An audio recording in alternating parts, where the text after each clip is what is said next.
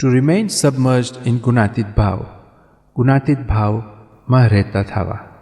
Dear Sadhako, we have begun what is perceived to be an impossible mission to achieve a state of Akshardhamni Samadhi and worship of Parbrahm Purushottam Narayan whilst living in a world dominated by crude natural forces and Maya known as Prakriti Purush, and remaining in a state of consciousness known as Gunatit Samadhi, such that it governs our convictions, emotions and actions, ensuring we utilize them only for the worship of the Lord, also that we utilize our fundamental natures of Sattvagun, Tamogun and Rajogun only when required.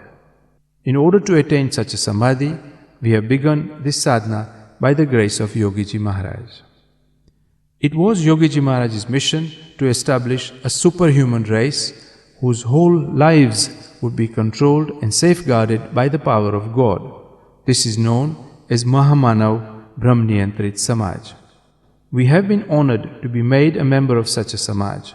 Thus, we should take up our responsibilities in order to repay our debt to Maharaj and Yogiji Maharaj. Always remain aware and rejoice in the thought that I belong to Yogi Bappa, I belong to the Lord, I am Gunatit.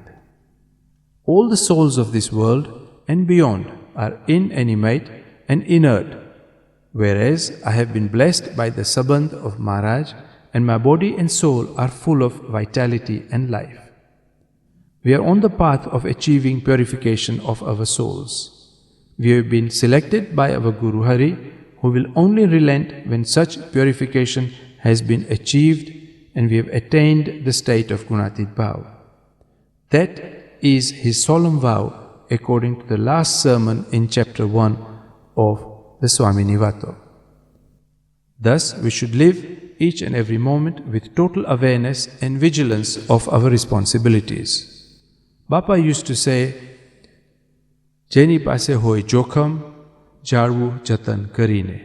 This means that those who have something precious should ensure its safekeeping. Thus, nothing should influence us such that it leads us away from the Lord. According to Vachanamrit Gadra Pratham 58, there are three major types of negative influences known as kusang. These are influences of our physical self, our companions and our inner beliefs. Dehno kusang, negative influences of the physical self. Our body and mind cause us to act in a certain way simply because we wish to do so. After filtering such thoughts to ascertain whether or not such actions would be regarded as worship of the Lord, we carry on regardless. Thus we commit offenses of man, swad, sneh, lobh or kam.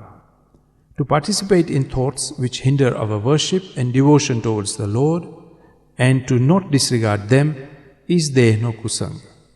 Maharaj has shown how to overcome this in Vachanamrit Gadra Pratham 58 by telling ourselves the following: I belong to the Gunatit Sant, I am his humble disciple.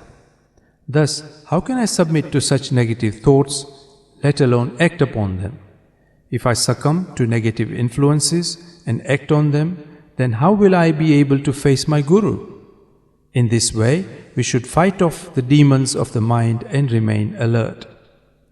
Just as the lion catches the goat and holds it in its clutches, we should grasp such negative thoughts and disregard them.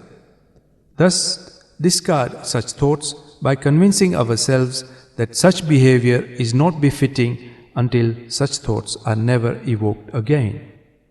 Satsang no kusang, negative influences of friends, companions and peers. We should avoid the company of those who are under process, i.e. have not been purified, as they will be going through various stages in their sadhana and may influence us negatively. It is better to seek the friendship of those who constantly practice Mahatmya, those who constantly practice the Panchavartman, i.e. Nirmani, Nirswadi, Nirsnehi, Nishkami, Nirlobhi, those who abide by Agna and Upasana. Agna is to accept one and all as Brahmrup and upasana is to serve the Lord and His devotees with Mahatmya. If one maintains friendship with such a sadhu, then the satsang no kusang will not be an impediment. One must also avoid any literature or scriptures which may have a negative influence. Karan no kusang, our own innermost beliefs which are so ingrained that they have become fused with our soul. They provoke thoughts which would lead us to act in a manner which is contradictory to our own convictions and beliefs and take offense of others. Maharaj has revealed that the way to avoid this is to remain humble and serve the Gunati Swarup, who is himself the servant of the Lord, and to constantly look for virtues in everyone and everything.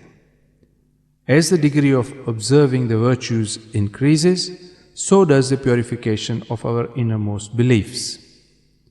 Therefore, we should never take Manusya Bhav in the Swami Swarup Santo by conceding to our own negative thoughts which state, the Swarup is just like me. He is prone to breach the Panch Vishay, i.e. Man, Swat, Sneh, Lobh, Kam. He is genuinely intrigued and attracted by the Panch Vishay, but as he is a Swarup, I must accept that his interest in them is superficial. One who gives in to these negative influences of the mind, man no kusang, will never be redeemed. But if they endeavor to view the whole situation with a positive perspective and think along the lines of whatever the Swarup does, every move he makes, every word he speaks, every thought he conceives are in tune with the commands and wishes of the Lord. Everything he does is for the goodwill of a Chaitanya. And although his actions appear inappropriate to me, this is simply to test me. If we sincerely believe this, repent and do seva, as commanded by our Guru, then even the most solid and impenetrable inner beliefs will be dissolved and purified such that we will attain the virtuous qualities of non-pride, non-taste, non-attachment, non-covetousness, non-lust, Nirmani, Nirswadi, Nirsnehi, Nirlobhi and Nishkami, and remain constantly in Gunatit Bhav as described in Vachnamat Karyani 12. We will become what we perceive the Swami Swarup Santo to be. The Swarups have vowed and pledged that it is their mission that we should all reach the spiritual summit of Gunatit Bhav. Hence, let us prepare ourselves and make a firm resolution to do or die, marching on with zeal.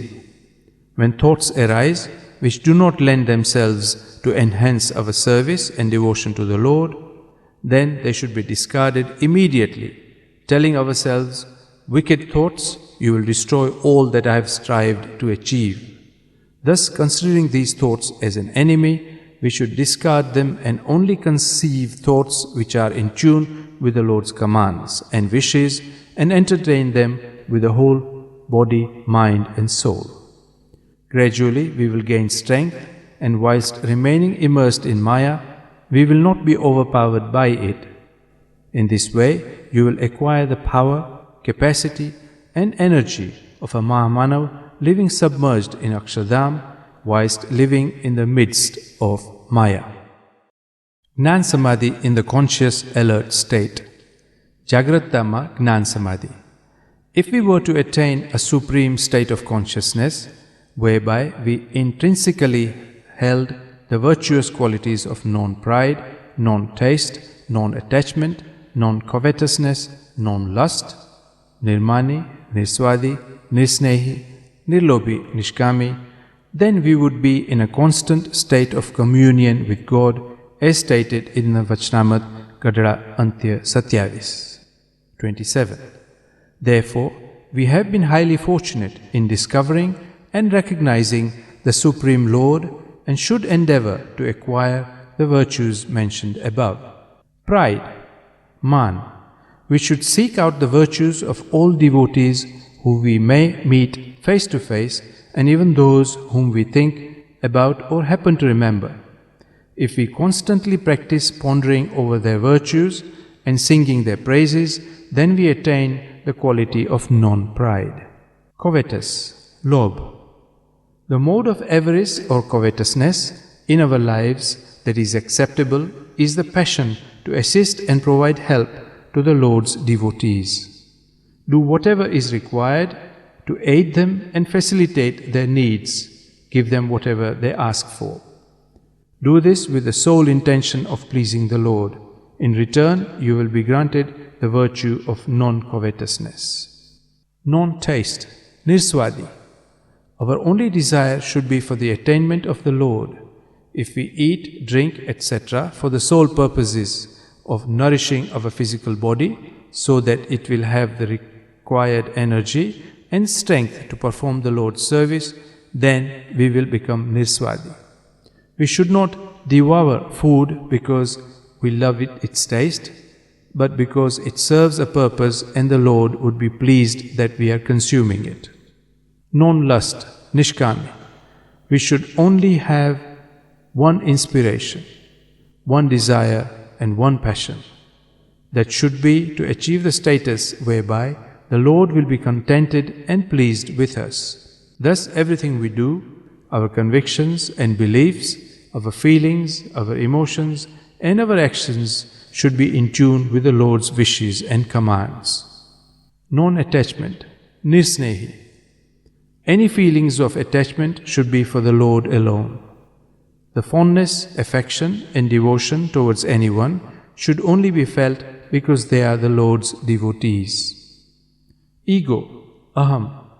The only pride we should feel is that of being the slave of the Lord. Nature, prakruti. By nature we should be humble, courteous and respectful towards the Lord.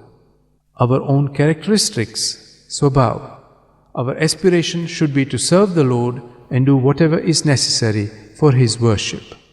If we remain alert and insist on our indriyas and antakarans to practice as illustrated above, then we will attain the spiritual status mentioned in the Vachnamat Gadara Antya 26 and Vachnamat Gadara Pratham 27.